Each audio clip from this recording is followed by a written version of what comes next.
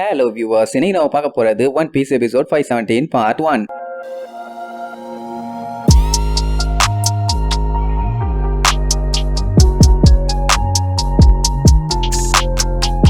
Open பண்ணா சபாடி ஆர்கிபெலகோவை காட்டுறாங்க. பார்க்கவே வினோதமா கொஞ்சம் வித்தியாசமா மாறி போயிருக்குது. ஏன்னா 2 வருஷம்னு சொல்லிட்டு இருந்தாயிலே அந்த 2 வருஷம் முடிஞ்சு போச்சு. அங்க பார் வச்சிருக்காளே ஷாகி, அவங்க எல்லாம் எந்த அளவுக்கு வளர்ந்துருக்காங்கன்னு பாக்குறதுக்காக ரொம்ப ஆர்வமா இருக்கா. ஏன்னா அத்தனை பேருமே இங்கதானே வந்து ஒண்ணு கூட போறாங்க. அந்த டைம் அவ கூட உட்காந்து பேசிட்டு இருக்கிறது நம்ம ரெய்லி. அவரே சொல்லிடுவாரு, இனிமேட்டெல்லாம் அவங்க எந்த அளவுக்கு ஃபேமஸ் ஆக போறாங்கிறத சொல்லவே முடியாதுன்னு. அந்த டைம் கெத்தா டோரை திறந்துகிட்டு யாரோ ஒருத்தர் வருவாங்க. அது வேற யாரும் இல்ல, நம்ம ஜோரோ. அவன் தான் சபாடி ஆர்கிபெலகோவுக்கு ஆளா வந்திருக்கான். வந்துட்டு திருந்தவே மாட்டாங்க. எத்தனை வருஷம் ஆனாலும் லேட்டுன்னு திட்டிட்டு இருப்பான். அதுக்கப்புறம் ஒரு 10 நாள் கழிச்சு அங்க இருக்க ஒரு பார்ல காட்டுறாங்க. நம்ம நமி அங்க வந்தாச்சு. அந்த டைம்ங்கும் போது பார்ல இந்த மாதிரி நேவி ஹெட் குவார்டர்ஸ் ரீலோகேட் பண்ணிட்டாங்கிற மாதிரி சொல்லிட்டு இருப்பாங்களா. எங்க என்னன்னு கேட்டா G1 பிரான்ச்சுக்கு மாத்திட்டாங்களாமா. அதுவும் எங்கன்னா ரெட் லைன் கிட்ட. அதுவும் இந்த 4 எம்பரர்ஸ் எல்லாம் ஆபரேட் ஆவாங்கல்ல, அந்த ஏரியால தான் இருக்காங்களாமா. அதனாலதான் இப்ப இவங்க கொஞ்சம் நிம்மதியா இருக்காங்க. இல்லன்னா ஆவுன்னா வந்து ஏதாச்சும் கலவரம் பண்ணிட்டே இருப்பானுங்களே. அதனாலேயே இந்த ஏரியாக்குள்ள ஏகப்பட்ட ஐலாண்ட்ல எந்த ஒரு லாவும் இல்லாம கிரிமினல்ஸ் எல்லாம் சூப்பரா ஜாலியா சுத்திட்டு இருக்கானுங்க. மொத்தத்துல 2 வருஷத்துல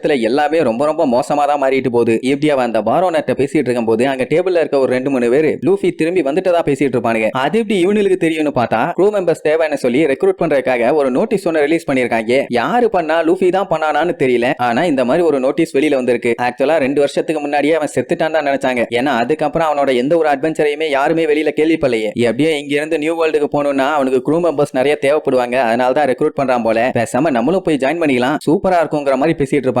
இது எல்லாத்தையுமே நமி கேட்டுட்டும் கேட்காத மாதிரி உட்கார்ந்துட்டு இருப்பாளா. அந்த டைம் திடீர்னு டம்முன்னு டோரை ஓபன் பண்ணிட்டு ஏதோ பயங்கரமா ஒரு கூட்டம் ஒண்ணு உள்ள வரும். அத்தனை பேருமே ஒரு செகண்ட் பார்த்துட்டு மிரண்டுருவாங்க. யாரா இவனுங்க இவ்வளவு கொடூரமா வரானுங்கன்னு. அவங்க ஹேர் ஸ்டைல், அவங்க போட்டிருக்க ட்ரெஸ், அப்படி இப்படின்னு எல்லாத்தையுமே கொஞ்சம் உற்று நோக்கி பாத்தீங்கன்னா நம்ம டீம் ஆளுங்க இருக்காங்கல்ல, அவங்களோட ரிசம்பிளன்ஸ் அப்படியே இருக்கும். அதுல வந்தவனே சரக்கு ஏதாச்சும் குடிக்கிறதுக்கு கொடுங்கடா, இல்லன்னா பல்லுகள் எல்லாம் தட்டி விடுவான்னு சொல்லிட்டு போவானுங்க. உடனே அங்க இருக்க ஆளுகள்லாம் அவனுங்களை பார்த்து பதறுவானுங்க. ஒருவேளை இருக்குமோ, இல்ல இருக்கும், இல்ல அவங்க தான் இவங்க ஸ்டார் ஹேட் பைரட்ஸ்னு அப்படின்னு. அங்க வந்தவங்க வேணும்னே தான் ஸ்டார் ஹேட் லூஃபி மாதிரி இந்த மாதிரி கெட்டப்ப போட்டுட்டு வந்திருக்காங்க. நமி அங்க இருக்கும்போது இந்த மாதிரி எல்லாம் வேலையை பண்ணலாமா? சரி, என்னமோ ஒண்ணு வந்துட்டானுங்க. அடுத்து என்ன சம்பவம் நடக்க போதோ. அதே நேரம் க்ரோ 33 காட்டுறாங்க. அதான் அந்த மரத்துக்கெல்லாம் நம்பர் போட்டுப்பாயில, அதுல 33வது நம்பர் மரம். அதுதானே சபாடி பார்க்கா இருந்துச்சு. சொல்லப்போனா முன்னாடி இருந்ததை விட இப்ப அது பயங்கரமா டெவலப் ஆயிருச்சு. அங்க ஒரு பெரிய சாபோடோம் கான்சர்ட். யாரு தெரியுமா அந்த கான்சர்ட்ட பண்ண போறது? நம்ம ப்ரூக். அவனுக்கு ஏகப்பட்ட ஃபேன்ஸுங்க. பையன் 2 வருஷத்துக்கு முன்னாடி பாட ஆரம்பிச்சான். அதுக்கப்புறம் பெரிய சிங்கர் ஆயிட்டான். எப்படின்னா அவ்வளவு பெரிய கான்சர்ட்டுக்குள்ள போறதுக்கு டிக்கெட் கூட கிடைக்கல. சொல்ல போனா இப்ப நம்மால வேர்ல்டு லெவல்ல ஒரு சூப்பர் ஸ்டாராவே மாறிட்டான். இன்னைக்கு இதுதான் கடைசி ஷோ. உள்ள இதுக்கு மேல நிக்க இடமே இல்லங்கிற மாதிரி சொல்லிட்டு உள்ள காட்டுவானுங்க. கொக்கா மக்கா அம்பூட்டு கூட்டம், சத்தம் அப்படியே காதை கிளிக்கும். அங்க ப்ரூக்க காட்டுறாங்க. இன்னைக்கு நான் ஷோவை வேற லெவல்ல பண்ண போறேன் அப்படி இப்படின்னு பயங்கரமா ரெடி ஆயிட்டு இருப்பானா. லாங்காம் ட்ரைபை சேர்ந்த ஒரு 3 பேர் இவனை தூக்கிட்டு வந்தாங்கல்ல, அவனுக்கு தான் இப்ப ப்ரூக்கு கூட இருந்து வேலை பார்த்துக்கிட்டு இருக்கானுங்க. அதுவும் ஃபேமஸ் ஆயிட்டான்னா சொல்லவா வேணும். ஜிங்சாங் அடிச்சுக்கிட்டு நீங்க தான் சோல் கிங், வேற லெவல்ல பண்றீங்கன்னு பாராட்டி தெளிட்டு இருப்பானுங்க. ப்ரூக் அதெல்லாம் கண்டுக்காம, நான் கான்சர்ட்டுக்கு முன்னாடி ஒரு முக்கியமான விஷயம் உங்ககிட்ட சொல்லணுமா, ஆனா என்னன்னு காட்ட மாட்டானுங்க.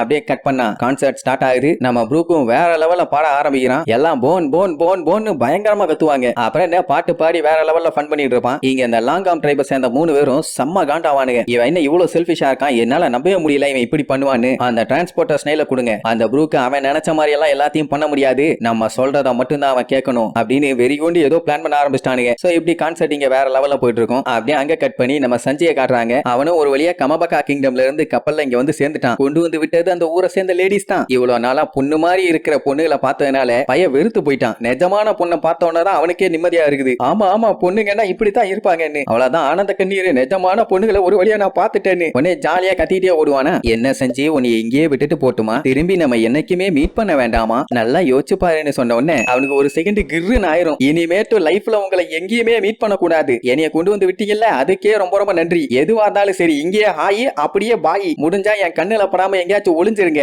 இல்லன்னா நான் எங்கேயாச்சும் போய் தொலைஞ்சிடுறேன். ஆனா அப்போ என்னைய தேடி வந்துடாதீங்க. இப்பதான் நான் ஹெல்லுல இருந்து தப்பிச்சு ஹெவனுக்கு வந்திருக்கேன். ஆளை விடுங்கடா சாமியிலான்னு சொல்லி விழுந்தடிச்சு ஓடுவானா. இந்த பயலையிலேயே இப்படித்தான் எல்லா ஹெல்ப்பையும் வாங்கிட்டு கடைசியில காலவாரிடுவானுங்கன்னு சொல்லிட்டு இருப்பாங்க. அதுலயே சில பேருக்கு சஞ்சய விடுறதுக்கெல்லாம் மனசே இல்ல, திருப்பி கூப்பிட்டு போயிடலான்னு வேற சொல்லிட்டு இருப்பாங்க. அவன் நான் நமி ரோபினை பார்த்தே ஆகணும்னு சொல்லிட்டு ஆசாசியா ஆனந்த கண்ணீர்ல விழுந்தடிச்சு ஓடிட்டு இருப்பான். அப்படியே கட் பண்ணி நம்மளுக மாதிரியே கெட்டப்ப போட்டு பாருக்குள்ள வந்தாயில அந்த கூட்டத்தை காட்டுறாங்க. வந்தவனே டொப்புன்னு ஒருத்தன துப்பையில சுட்டுருவாங்க. அட மேட்ரு வேற ஒண்ணு ஒண்ணும் இல்ல, இந்த மாதிரி ஸ்டார் ஹேட் குரூவுக்கு நாங்க மெம்பர்ஸ தேடிட்டு இருக்கோம்னு சொல்லி போஸ்டர்ஸ் வந்துச்சுல்ல, அத பண்ணதே இவனுங்க தான். வந்தவன் ஒரு பைரட் கேப்டன், அவனோட பவுண்டி 55 மில்லியன் பெரி, அவனுக்கு தேவை அட்லீஸ்ட் 70 மில்லியன் ஆமா. அதனால தான் கம்மியான ஆள் வந்துட்டான்னு சொல்லி சுட்டுட்டான். ஆளை பாத்தீங்களா எப்படி இருக்கான்னு? இவன் தான் மங்கி டி லூஃபி ஆமா. இந்த மாதிரி கம்மி பவுண்டியில இருக்க எவனையுமே நாங்க டீல் பண்றது இல்ல, அதனால ஒல்லிங்க இங்க இருந்து போயிரும்பாங்க. அவனுக்கு செம காண்டாவும். அட அவன் மங்கி டி லூஃபின்னு சொன்னா கூட பரவாயில்ல, சரி ஏதோ ஆர்வத்துல பய புலம்பிக்கிட்டு இருக்கான்னு சொல்லிடலாம். எங்க அப்பா டிராகன் ரெவல்யூஷனரி ஆர்மியை சேர்ந்தவர் தெரியுமில்ல, வந்தாருன்னா வகுந்து விட்டுருவாருன்னு பில்டப் பண்ணுவான். அதுக்கப்புறம் இதுதான் நமியாமா. மூஞ்ச பாத்தீங்களா? மெயினா மண்டைய பாருங்க, புறா ரெக்கைக்கு பைல்ஸ் வந்த மாதிரியே இல்ல.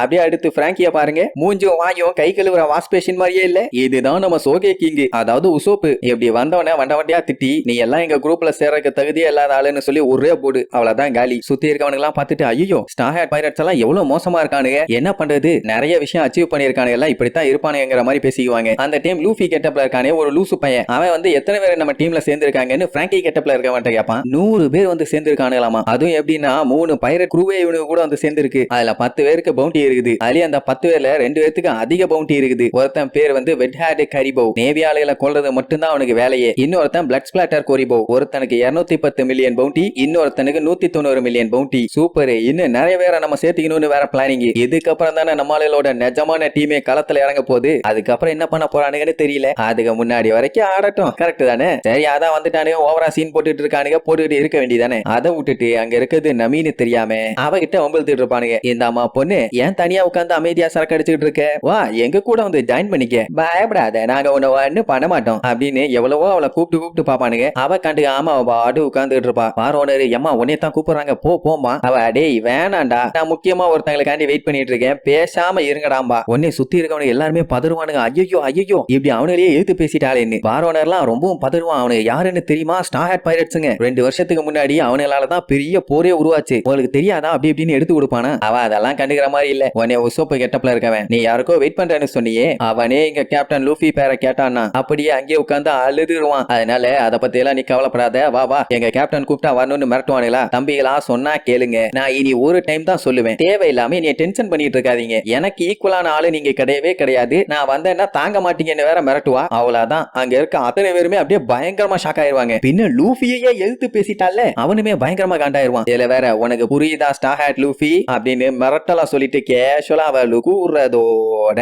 இந்த எபிசோடுக்கு எண்டு கார்டு போட்டு முடிக்கிறாங்க.